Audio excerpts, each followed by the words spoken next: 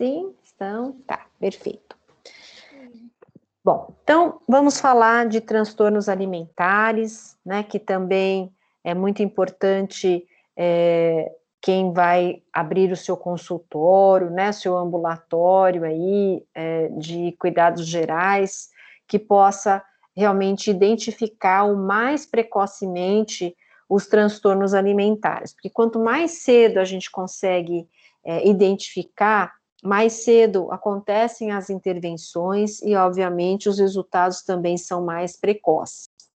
E aí, né, considerando um pouquinho desse histórico de transtornos alimentares, durante muito tempo, os transtornos eles foram entendidos como problemas secundários, né? Então, as pessoas não valorizavam muito os transtornos alimentares, achavam que as pessoas não tinham riscos ao ter um transtorno alimentar, não tinha consequências e muitas vezes sequelas que poderiam ter numa vida mais para frente, né, quando chegasse lá na velhice, enfim, né, então acabava muitas vezes subestimando, de certa forma, os transtornos alimentares.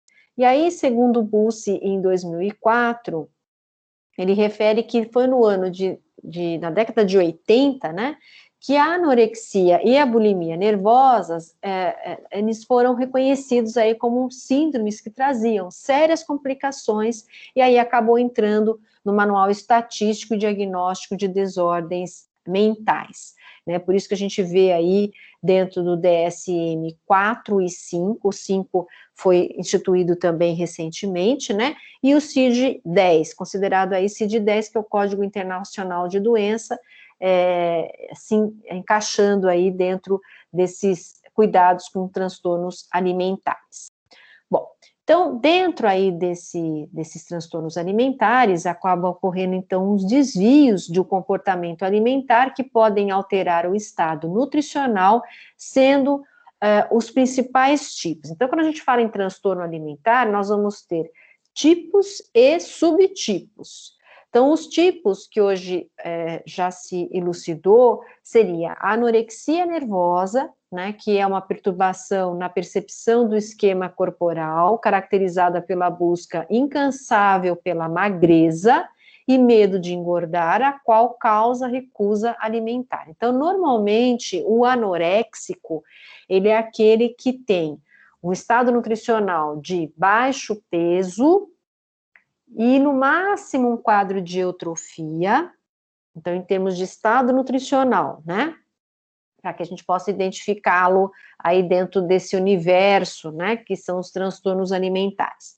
Mas ele pode trazer também, dentro deste tipo anorexia nervosa, dois subtipos, que seria o restritivo, aquele que realmente ele recusa categoricamente a alimentação, e o subtipo purgativo, ele come pouco, mas toda vez que ele come, ele vai estimular o vômito.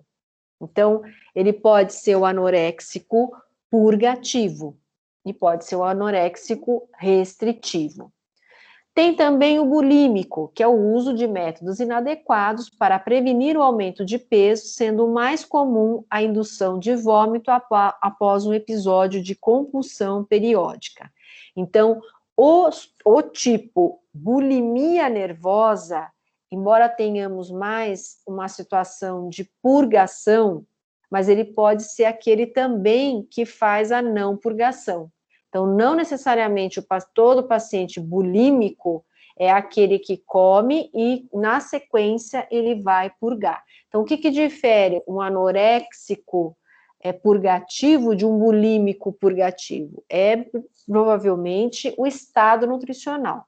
O anoréxico, ele vai ser baixo peso ou eutrófico, e o bulímico, ele vai ser normalmente sobrepeso ou talvez obeso, em raras exceções, ele vai ser eutrófico, tá? E agora, né, que foi instituído aí recentemente, um outro tipo de transtorno alimentar, que seria o comer compulsivo.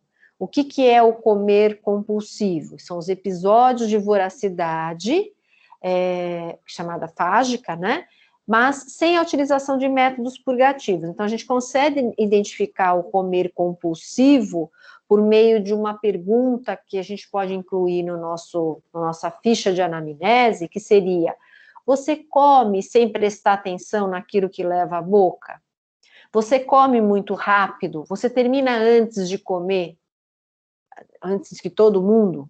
Né? Então, isso pode ser denominado, né, o comer compulsivo. Ele não usa métodos purgativos e sem a preocupação mórbida e irracional com o peso, por isso os pacientes são, na maioria das vezes, realmente obesos.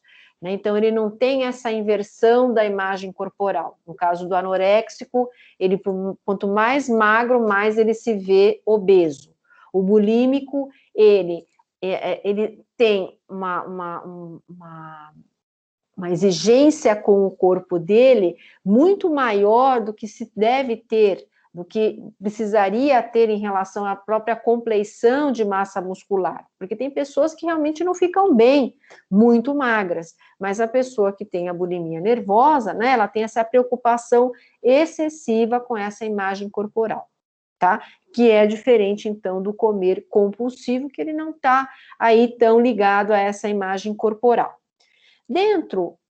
Caminhando mais um pouquinho, né, dentro de causas dos transtornos alimentares, a gente tem várias causas, né, por isso que a gente não tem como nós nutricionistas, com um conhecimento generalista sobre a nutrição clínica, a gente já deve abrir o consultório e vamos começar a clinicar e vamos atender de tudo, inclusive o transtorno alimentar. Você pode até piorar a situação se você não tem essa competência, e pior, né?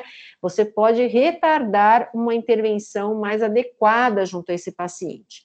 Então, eu acho que o que a gente pode fazer, eu vou dar aqui indícios para vocês, de vocês identificarem um paciente com transtorno alimentar. Você tem a especialidade, continue o atendimento. Se você não tem a especialidade, você deve passar para um colega que tem essa especialidade, e mais, tem que ter na equipe um psicólogo, né? Tem que ter muitas vezes na equipe um psiquiatra, para que possa, essa equipe multiprofissional, que a gente tem aí provavelmente uma terapia cognitiva comportamental, que vai junto ajudar o paciente a sair dessa situação, né? Porque muitas vezes o paciente, ele acaba, de uma certa forma, se autoflagelando, no sentido de, ele não consegue sair de uma situação que ele entrou, por N motivos, e precisa não só do trabalho do nutricionista em relação a melhores escolhas aí, como que ele vai trabalhar na melhora desse estado nutricional, né, porque não é porque é muito magro que ele é saudável, não é porque ele tem obesidade que ele é saudável, enfim, né, buscando melhorias aí de um estado geral. Então, ele precisa realmente de uma equipe, está inserido dentro de uma equipe, e esse acompanhamento, ele precisa ser realmente semanal. Então, quanto mais grave for o transtorno alimentar, maiores as necessidades desse paciente ser acompanhado semanalmente. Então, dentro das causas dos transtornos alimentares, que a gente pode até pensar em possíveis grupos de risco, nós temos os aspectos socioculturais, os psicológicos, os familiares, os bioquímicos e também a parte dietética. Então, eu posso pensar, né, naquele paciente que tem um aspecto, qual a relação do aspecto sociocultural? Então, que acabariam, seria aí os fortes desencadeantes, né, que seria aquele corpo magro, que é encarado como símbolo de beleza, poder, autocontrole e modernidade. Então, principalmente as pessoas que trabalham com a imagem corporal, né, então, os educadores físicos, os próprios bailarinos, né, artistas, os próprios nutricionistas, né, são pessoas de grupo de risco, são pessoas mais suscetíveis, porque muitas vezes eles se colocam numa exigência maior do que se tem, muitas vezes, necessidade. né? E aí acabam fazendo algumas associações. Ah, se eu for magro, todo mundo vai gostar de mim, né? Então, essa forma equivocada, muitas vezes, é que acaba fazendo com que o paciente tenha dificuldade de sair dessa situação, né? Desse transtorno alimentar. Vamos para os psicológicos, individuais e sentimentais, como eventos estressantes relacionados à sexualidade. Então, muitas vezes a gente começa a buscar as causas, a gente vê que as pessoas que foram abusadas sexualmente, né, ou pessoas que têm uma questão da sua própria identidade pessoal que está corrompida por algum abuso de poder por parte, muitas vezes, dos próprios pais, né? Ansiedade, liberação de sentimentos dolorosos, então não consegue extravasar isso de uma outra forma que não seja ter essa relação comprometida com a comida, né? Porque a comida, ela tem um lado emocional aí que ela tem que ser levada em consideração e nós já falamos aqui. Em termos familiares, então, distúrbio da interação familiar, então, membros na família alcoólatra ou membros na família que são depressivos, isso pode também potencializar, principalmente nas mais jovens, né, deflagrar aí o quadro de um transtorno.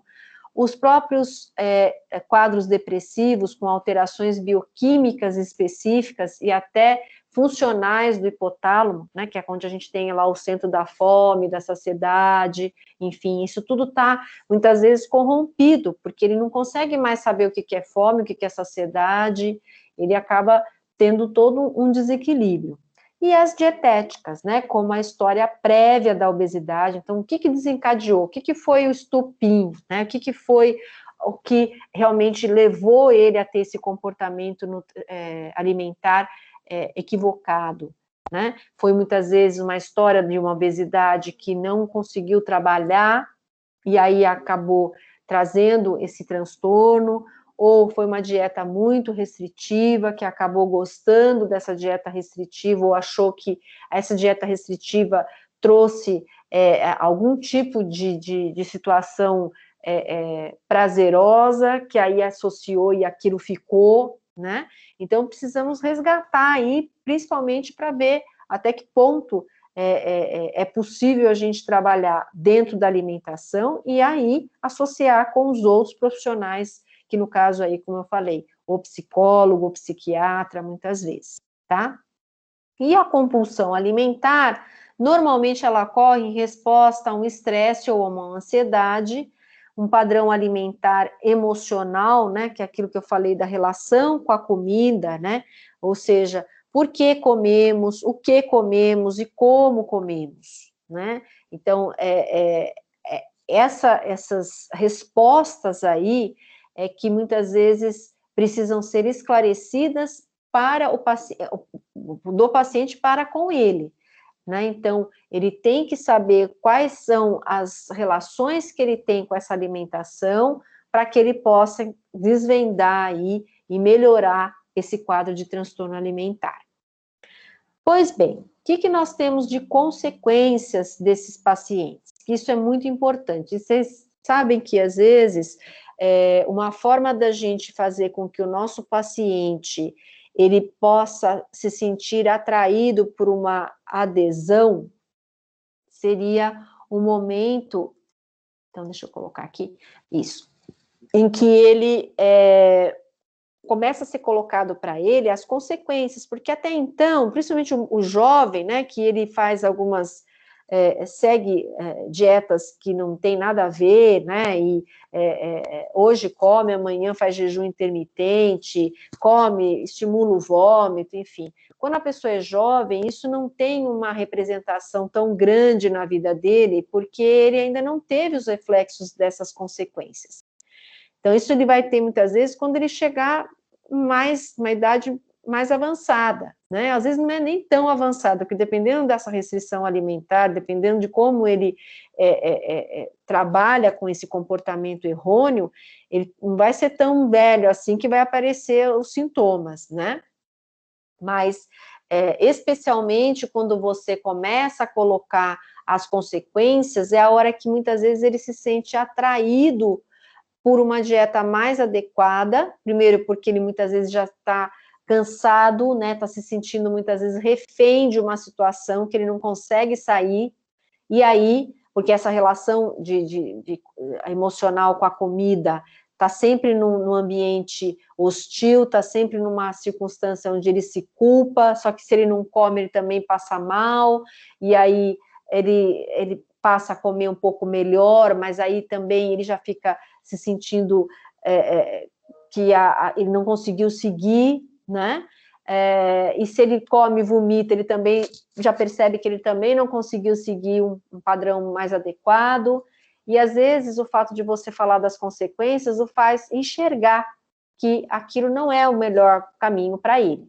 Então eu coloco aqui, né, esse modelo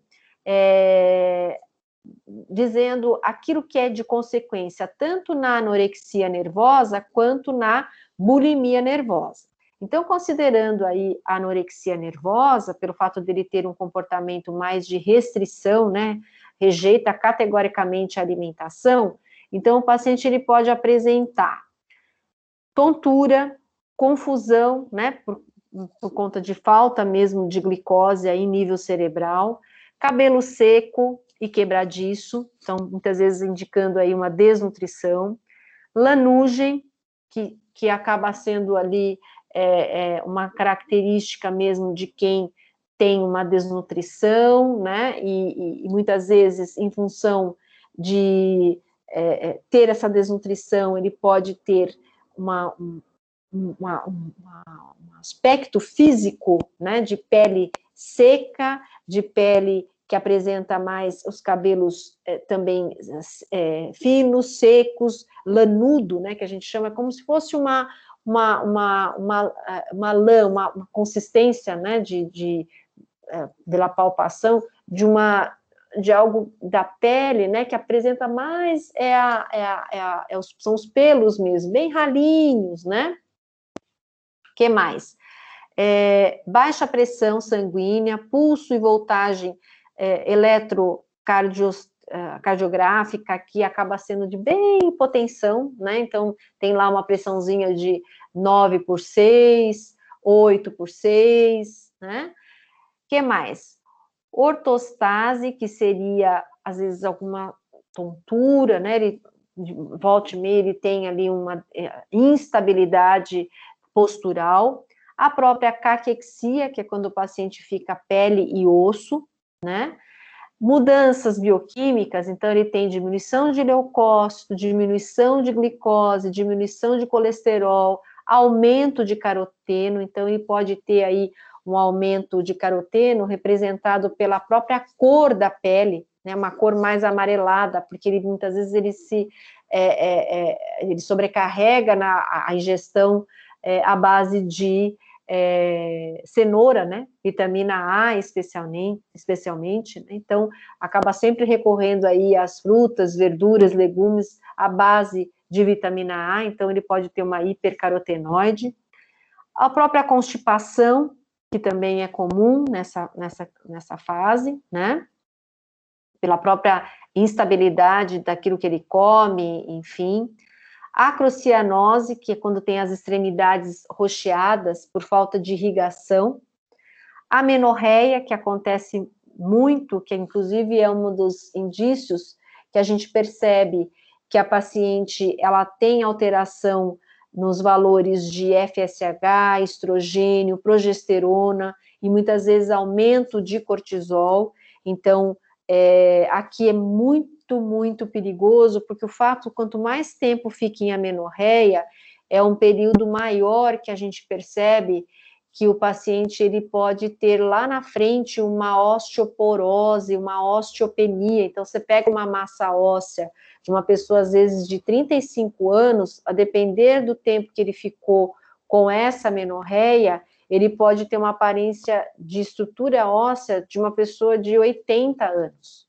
Então, vejam quanto que compromete, porque a partir do momento que ele não menstrua, né, está representando aí que ele não tem estrogênio, progesterona, e isso interfere também na biodisponibilidade, inclusive, do cálcio, né, na proteção óssea. Então, a gente precisa esclarecer isso para o paciente. E mais, né, a possibilidade dela ficar infértil. Então, às vezes, o fato de você falar isso é uma forma de, nossa, mas eu quero ser mãe, né? Então, eu preciso mudar mesmo a minha vida, porque quanto mais tempo eu ficar em amenorreia, eu posso ter uma impossibilidade de ser mãe, então a infertilidade talvez seja uma das consequências que pode alertá-la, né? Você falando que ela pode ficar infértil, pode realmente alertá-la quanto a isso, né? Quanto à mudança desses hábitos alimentares aí. E essa amenorreia é por causa da baixíssima massa de gordura corporal. Então, aqui a gente tem que salientar, né, primeiras etapas aí, por exemplo, desse tratamento, é aumentar um pouco que seja a quantidade calórica, para aumentar um pouco essa gordura corporal, para ela retomar a menstruação, né? Então, isso é muito importante também que seja falado aí. A perda muscular, olha lá, osteoporose, pele seca, edema e retardo do crescimento, e hipotermia, né? Lógico, não tem gordura corporal, acaba tendo uma probabilidade maior aí de ter realmente a hipotermia, tá? Normalmente, né, a perda de peso e a desnutrição acaba inerente aí a uma situação de uma anorexia nervosa, tá? Quadros de edema, né, verificados muitas vezes pelo fato dele ter uma hiponatremia, né, porque essa hiponatremia, esse sódio baixo no sangue, é por causa de, muitas vezes, consumir grandes volumes de água, fica tão diluído esse sódio, que pode dar realmente aí esse edema, né, e consequentemente, todo o sistema cardiovascular, ele está também comprometido. Em relação à bulimia nervosa, ele pode ter uma glândula salivar aumentada. Por quê? Por causa do estímulo, muitas vezes, que ele faz para vomitar, né? Muitas vezes colocando o dedo na garganta, né? A gente tem até, olha aqui, ó, a calosidade nos dedos e no dorso da mão, chamado até de sinal de Russell, que é um sinal típico de pessoas com quadro de bulimia nervosa, bulimia do tipo ainda purgativa. Então, o que mais que ele pode ter? Olha lá, erosão no esmalte dental, porque com o fato dele estimular o vômito, toda hora também passa esse ácido clorídrico pela cavidade oral, né? Então pelo esôfago, e aí também ele pode ter a erosão desse esmalte dental, ele pode ter arritmias, alteração de batimentos cardíacos, ele pode ter um peso normal, acima ou abaixo do peso. Normalmente, o que mais acontece na clínica é ele ter um peso acima, né, um sobrepeso ou um quadro de obesidade e um peso de eutrofia. A mudança nos parâmetros bioquímicos, então, diminuição do potássio, aumento do CO2, então, esse dióxido de carbono é pela própria perda de ácido clorídrico por conta de estimular constantemente esse vômito, então ele pode ter uma alcalose, né, porque está tudo descontrolado, né, devido a essa perda, inclusive, de ácido clorídrico. Diarreia também é uma possibilidade, porque ele tem, muitas vezes, o uso constante, contínuo de laxantes, e ele também pode ter um quadro de edema. Além disso, então, dentro dos aspectos nutricionais, pensando na anorexia, eles fazem dietas muito restritivas, usa moderador de apetite, ocorre perda de gordura corporal, e com isso, né, também eles podem usar não só moderador de apetite, também o uso de diuréticos, porque eles começam a ter essa retenção de líquido, e aí pesa lá na balança, está dando, muitas vezes, né, um peso que eles não esperam. E aí eles começam a tomar o diurético e percebem que com a drenagem desse líquido corporal, por conta do edema, ele passa a perder um pouco de peso. E isso, para ele, acaba sendo considerado, né, embora seja equivocado, mas ele passa... Deixa eu mudar aqui, ó. a ter aí a possibilidade de sempre usar o diurético, como um mecanismo aí de drenagem mesmo, né? Que mais? Ingestão de 400 a 600, olha só, né? Calorias por dia, jejum de até 12 horas, e os alimentos mais consumidos acabam sendo, que eles julgam como sendo alimentos que são livres, por não terem tanto valor calórico, que seria verdura, fruta, carne magra, produto lácteo desnatado, né? Então, às vezes, o copinho de leite aí sempre acaba entrando dentro dessa alimentação. A constipação, como eu já falei, a redução de cálcio, que gera essa osteopenia, o retinol, que pode estar aí aumentado, e o ácido ascórbico diminuído. Dentro dos aspectos nutricionais para... só para finalizar aqui, a hipocalemia, que também é comum, e a anemia, né? A hipocalemia é em função, muitas vezes, dessa baixa alimentação, né? De uma alimentação que não seria a mais adequada, tá? Em relação aos aspectos nutricionais da bulimia nervosa, o que a gente vai ter? Também a hipocalemia, por causa de, tem todo um distúrbio hidroeletrolítico aí complicado, né? A desidratação, porque ele não só estimula o vômito, mas também pode estimular aí por meio de uso constante de laxantes, levar a quadros de diarreia, e como eu já falei, a alcalose em função dessa perda, né, de ácido clorídrico. Evitam gorduras e carboidratos, apresentam hipocloremia, a hipomagnesemia e a hipofosfatemia. Que mais? Dentro de compulsão alimentar, o que a gente vai ter? Geralmente eles são obesos, consomem cerca de 6.000 calorias por um episódio, dão preferência a alimentos com alto valor calórico e carboidratos. Então, uma coisa que eu acabei não falando para vocês, mas aqui se faz necessário, duas coisas. Em relação à bulimia, o paciente ele não chega a ter amenorreia, mas ele tem muita irregularidade no ciclo menstrual, tá? Então, isso é uma característica do paciente também bulímico, irregularidade no hábito menstrual. Então, por exemplo, tem meses que ele fica 3 meses sem menstruar, daí volta novamente e assim por diante, tá? E no caso da questão da bulimia purgativa, ele pode ter uma ingestão excessiva de calorias, então tem relatos aí do paciente consumir até quase 10.000 calorias em menos de 2 horas. Então, ele tem períodos de compulsão seguidos de purgação.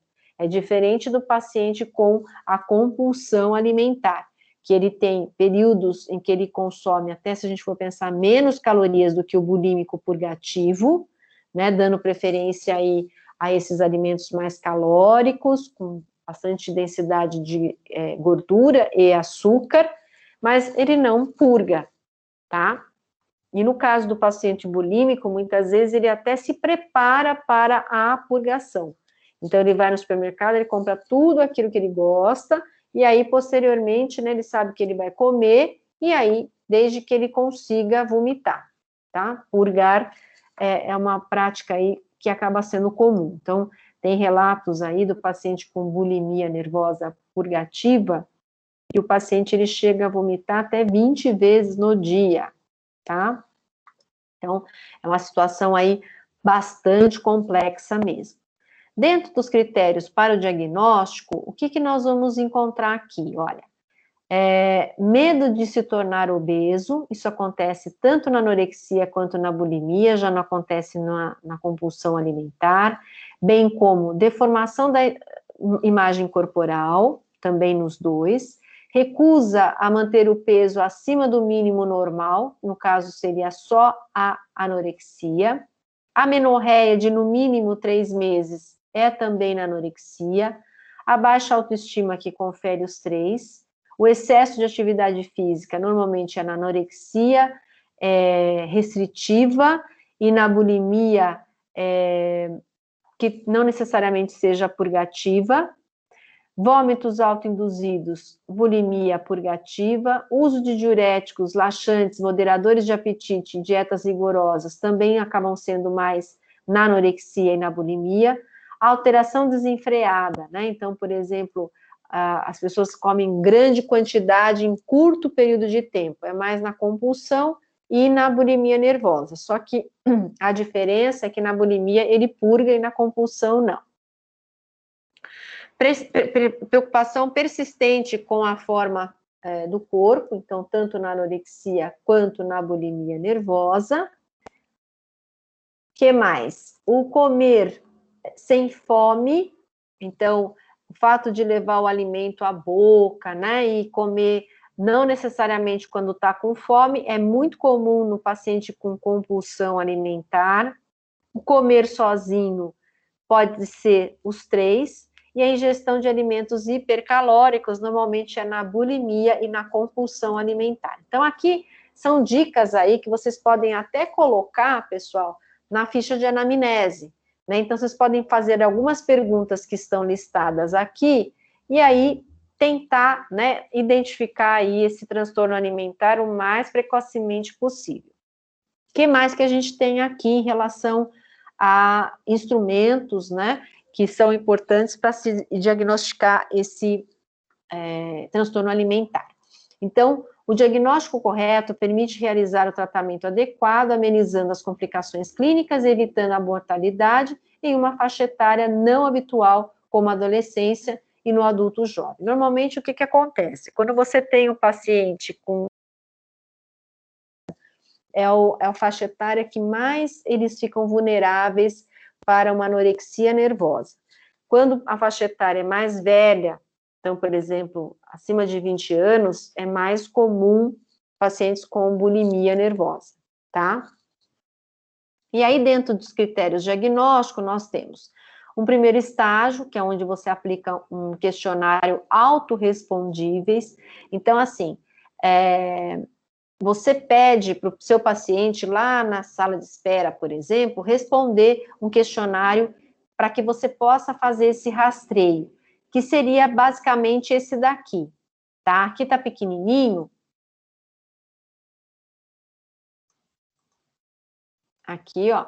Então, questionário autorresponsíveis. Então, aqui tá pequeno, mas no slide dá para vocês visualizarem. Depois, se vocês preferirem, eu posso até passar o documento aí para vocês visualizar melhor.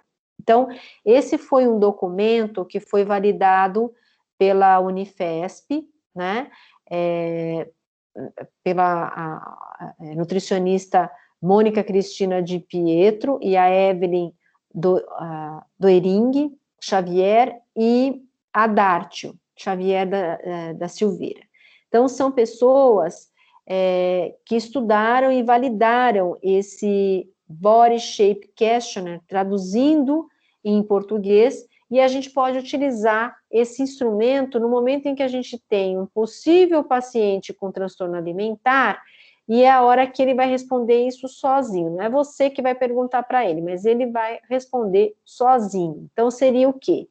34 questões, aonde vai ser perguntado desde se o paciente se sente entediado, faz com que, se o fato dele se sentir entediado, faz com que ele se preocupe com a sua forma física.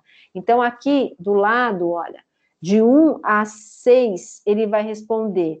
Desde 1 significa nunca e 6 vai significar sempre.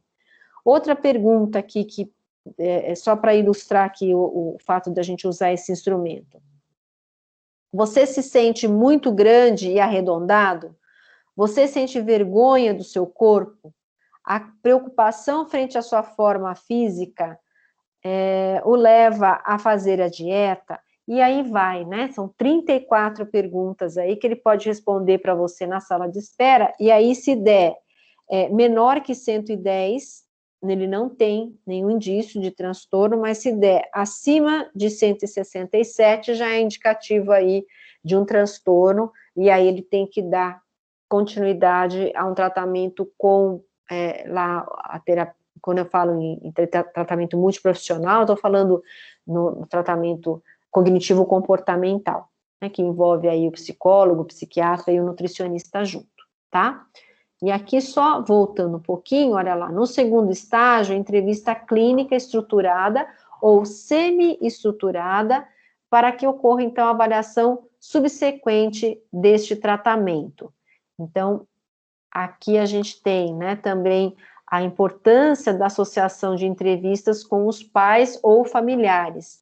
E aí a gente tem instrumentos que quem vai avaliar e quem vai dar o diagnóstico é o médico, tá? É o médico psiquiatra. Então, aqui tem os critérios diagnósticos, são os instrumentos utilizados, que quem vai aplicar, no caso, vai ser o psiquiatra, e ele vai trazer esse diagnóstico para a gente. Então, se eu quero investigar um critério diagnóstico, né, uma suposição de que o paciente possa ser diagnosticado com transtorno alimentar, eu posso pedir para ele responder aquele questionário.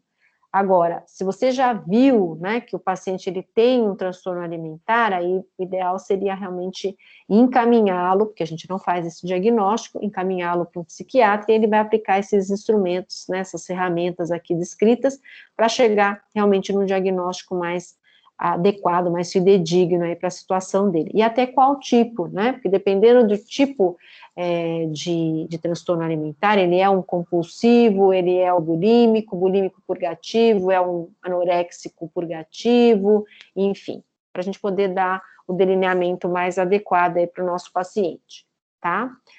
Dentro de avaliação da imagem corporal, muitas vezes é aplicado, né, essas imagens para que o paciente, em um primeiro momento, ele possa realmente destacar aqui, diante dessas imagens, qual seria a sua imagem atual. Então, ele vai, se ele se vê com um quadro de obesidade, mesmo sendo magro, ele vai apontar aqui para aquilo que a gente tem dessa imagem.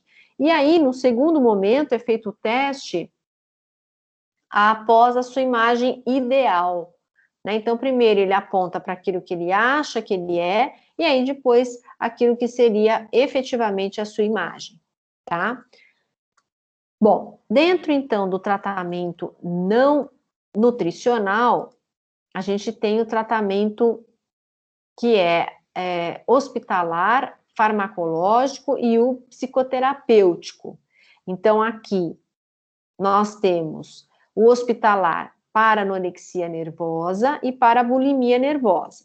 Então, o hospitalar é quando ocorre falha no tratamento ambulatorial. Então, quando você tem um paciente que ele já tem um diagnóstico prévio de anorexia nervosa, você está tratando ele no ambulatório, ele já está perdendo peso, olha lá, perda de peso de 30%, e tem um IMC de 14, de 13, de 12, que é isso que tem um paciente com anorexia nervosa.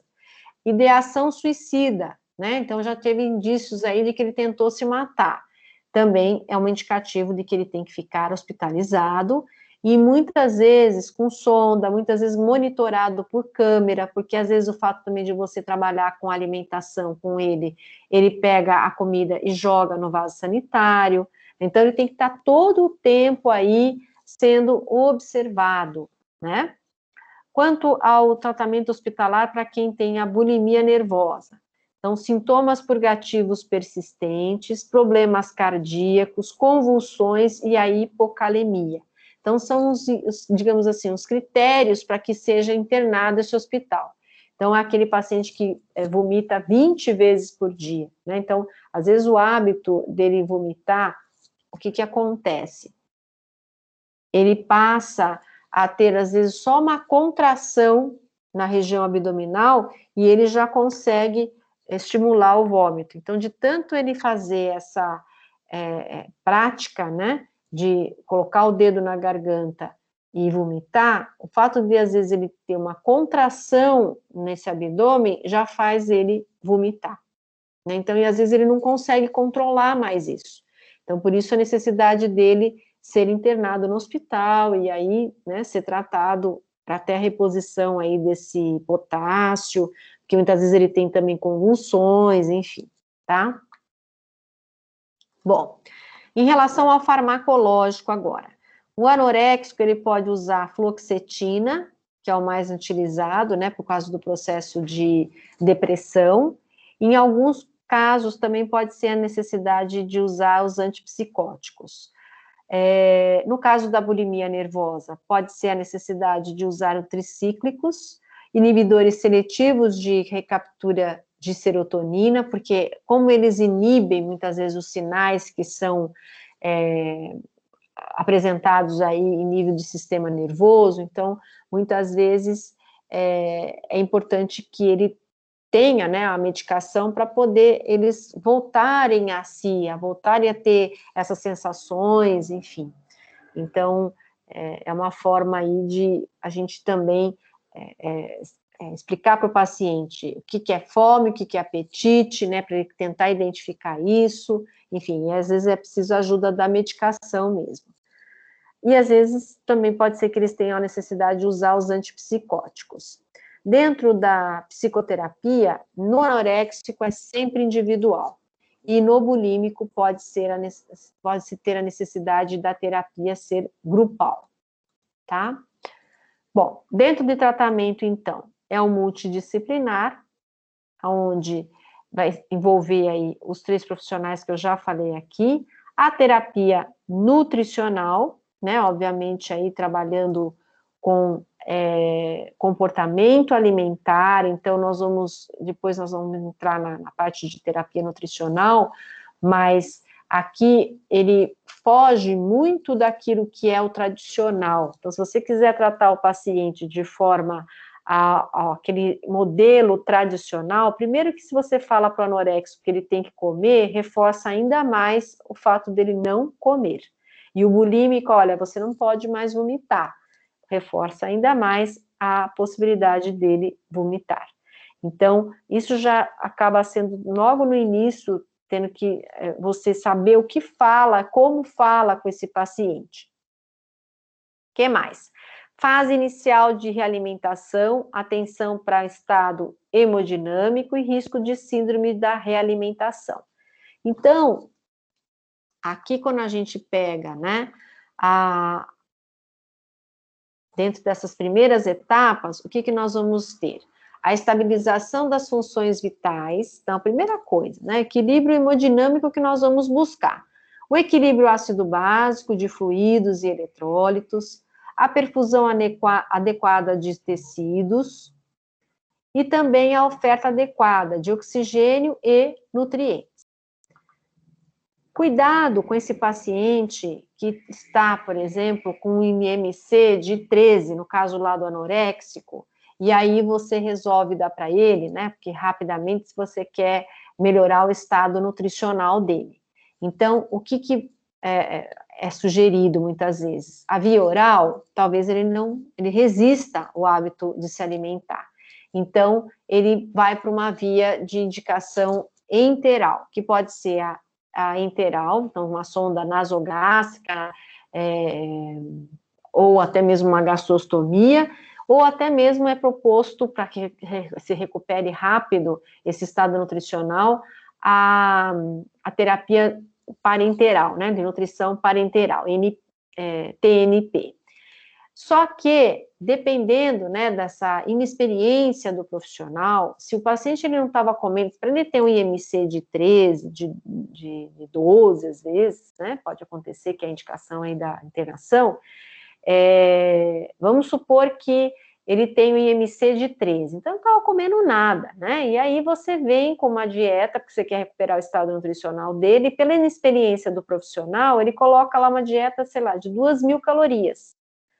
É importante para ele, essas 2.000 calorias? Até é, mas nessa primeira etapa, não dá para a gente trabalhar com... O paciente está mais de um mês, às vezes, sem comer de forma adequada, e você já vem com uma quantidade enorme de glicose, né, de gordura, muitas vezes. Então, especialmente quando a gente tem essa grande oferta de glicose, acaba tendo uma síndrome que a gente chama de realimentação. Então, em função de baixa ingestão de nutrientes, baixa síntese de ATP, aí você entra com uma terapia que pode ser via oral, enteral ou parenteral, aumentando a oferta desses nutrientes, que vão aumentar potássio, fósforo, magnésio dentro da célula, porque eu vejo lá, né, essa quantidade que está diminuída, e aí eu entro com a alimentação mais adequada, então eu tento aumentar isso, e isso vai para dentro da célula intracelular, mas só que posteriormente, porque como está em desequilíbrio, que você está dando uma sobrecarga muito grande para esse paciente, e aí a insulina vai tentar, né, fazer com que entre glicose junto, pode entrar outros micronutrientes, então no sangue, que inclusive são os indicadores da síndrome da hiperalimentação, da realimentação, no sangue ele passa a ter diminuição de potássio, de fósforo, de magnésio, né? Por quê? Porque entrou tudo lá dentro dessa intracelular. Então, ele sai do extra, né? E vai para o intracelular. Então, a gente chama de roubo celular aí, tá? Então, isso é muito importante, né? Como indicação, o que indicaria para mim que meu paciente ele tem já uma síndrome da realimentação? Quando ele começa a apresentar nos níveis sanguíneos a baixa de potássio, de fósforo, de magnésio, né? E ocorre, então, distúrbios eletrolíticos, alteração cardíaca, neuromuscular, neurológica, respiratória, o paciente pode apresentar edema, né? Enfim, são situações aí que acabam sendo bem complexas, então a gente tem que ir com calma. Se o paciente está com IMC muito baixo, está demonstrando que ele tem uma baixíssima aceitação dessa alimentação, então eu vou devagar. Então, se ele come 500 calorias, o fato dele comer de 500 para 800 já vai ter uma sobrecarga calórica, uma sobrecarga aí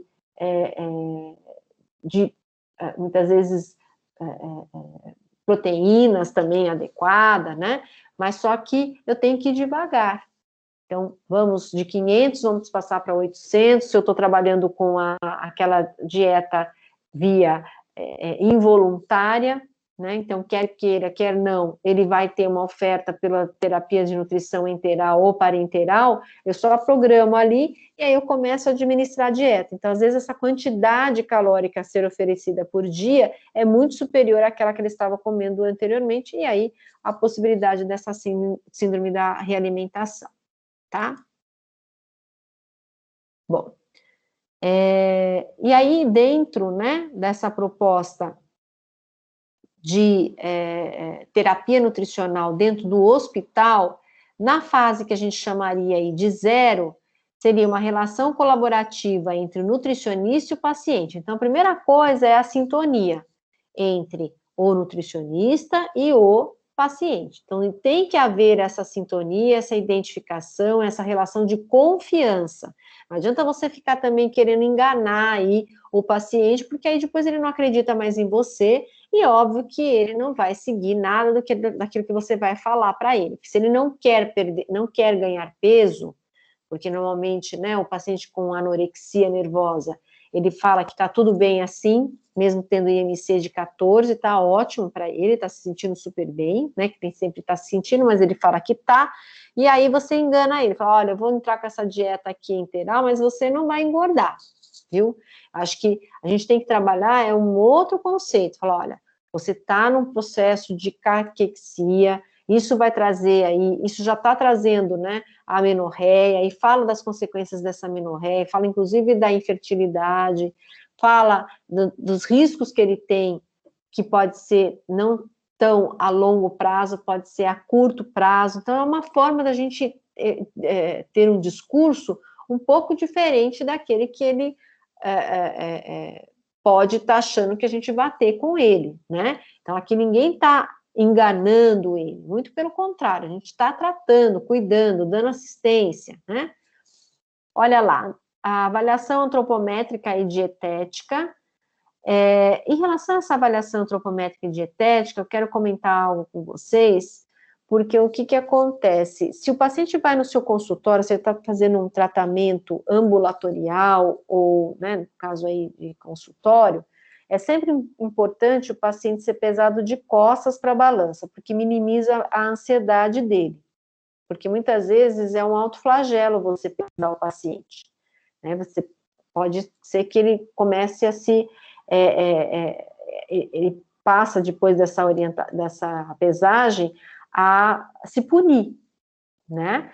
Quando o paciente está hospitalizado, uma forma da gente acompanhar essa evolução de estado nutricional pode ser, sim, o médico, mas só que eu tenho que saber se o paciente está preparado ou não, do ponto de vista emocional, para ser pesado, e também dietético, então ele está conseguindo comer, então é a hora que nós vamos investigar mesmo, né? Vai a bandeja no quarto, eu tenho que saber se realmente essa bandeja, ela veio íntegra ou ela teve o consumo aí, e quem consumiu, né? Porque se tiver acompanhante, às vezes é o acompanhante que come e aí acha que é o paciente.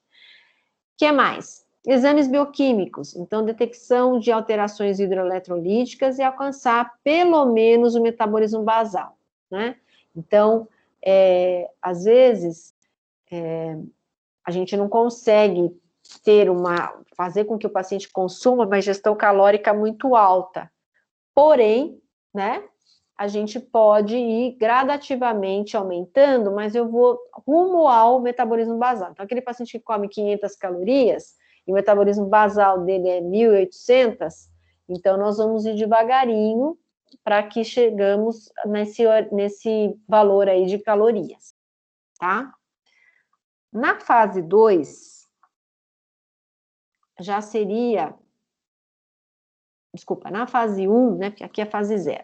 Na fase 1, já seria propor um ganho de peso gradual, com a supervisão da enfermagem e do nutricionista, e deve alcançar 85% do IMC mínimo. Então, rumo ao IMC ser aumentado. Então, principalmente, né, no paciente com anorexia aí, nós vamos monitorar todo o tempo esse paciente, o quanto ele come, que horas ele come, enfim, para ver se a gente consegue chegar pelo menos o próximo desse metabolismo basal aí, e a gente pode trabalhar com, vamos supor, hoje ele consumiu 5 refeições por dia, então vamos tentar ver se a gente consegue introduzir mais uma refeição por dia.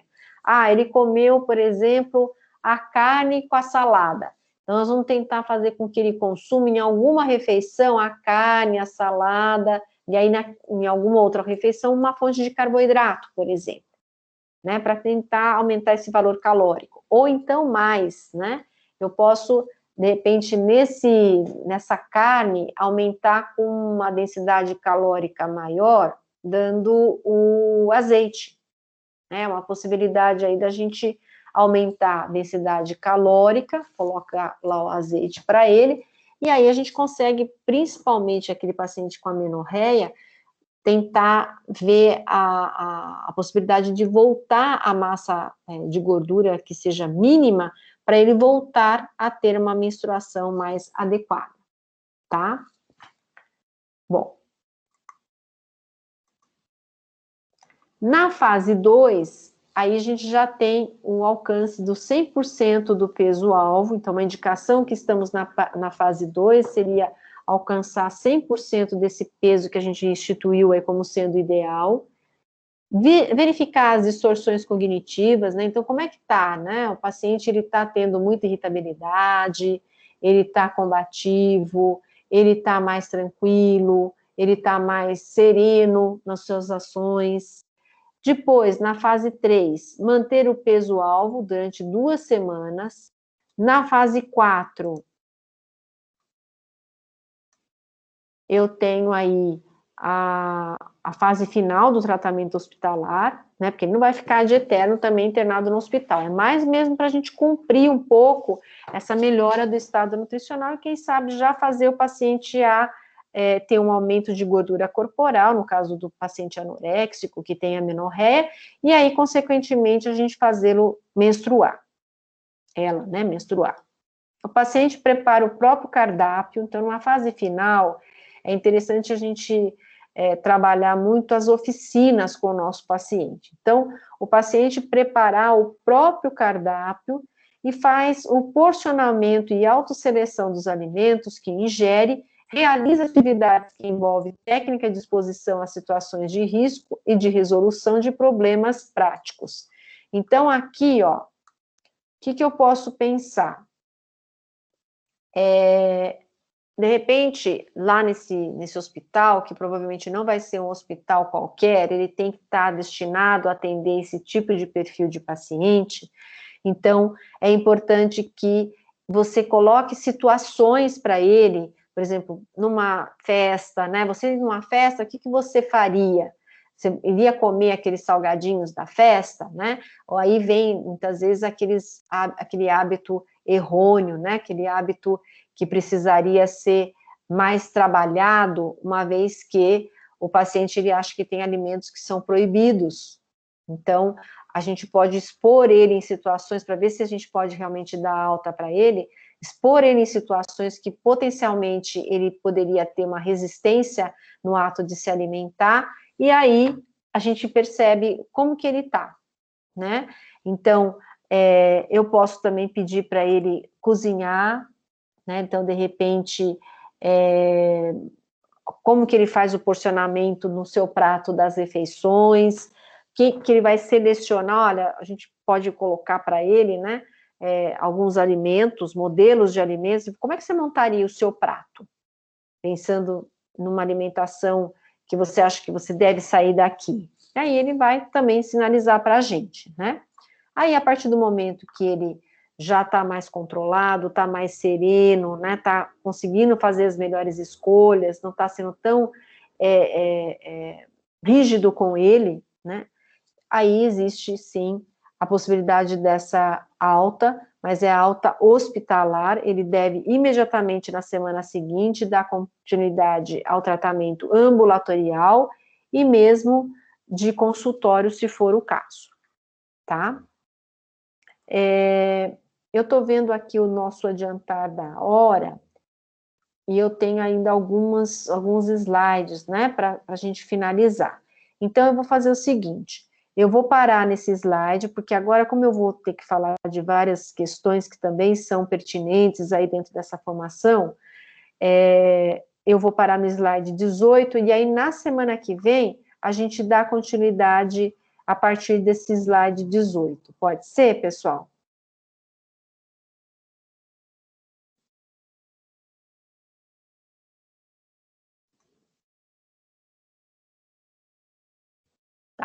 Então, tentem fazer esse estudo de caso que eu passei para vocês, né? Estão 2 casos, tenta ver só com a bagagem, sem vocês visualizarem a aula, tenta ver qual que é um diagnóstico do caso 1 e o diagnóstico do caso 2. Aí, semana que vem, a gente finaliza a aula e já passa para a discussão aí desses 2 casos, tá? E eu, então, vou ver se eu consigo baixar a discussão do gabarito de obesidade e também vou baixar essa aula de hoje aí, essa aula de agora, especialmente, né? Que esse já seria uma parte da aula que vocês já vão ter aí no YouTube, tá bom? Então, uma boa semana para vocês. Semana que vem, então, a entrega dos slides, e aí, se alguém precisar de alguma ajuda, alguma coisa que eu possa contribuir aí para essa confecção dos slides, é só me avisar, tá bom?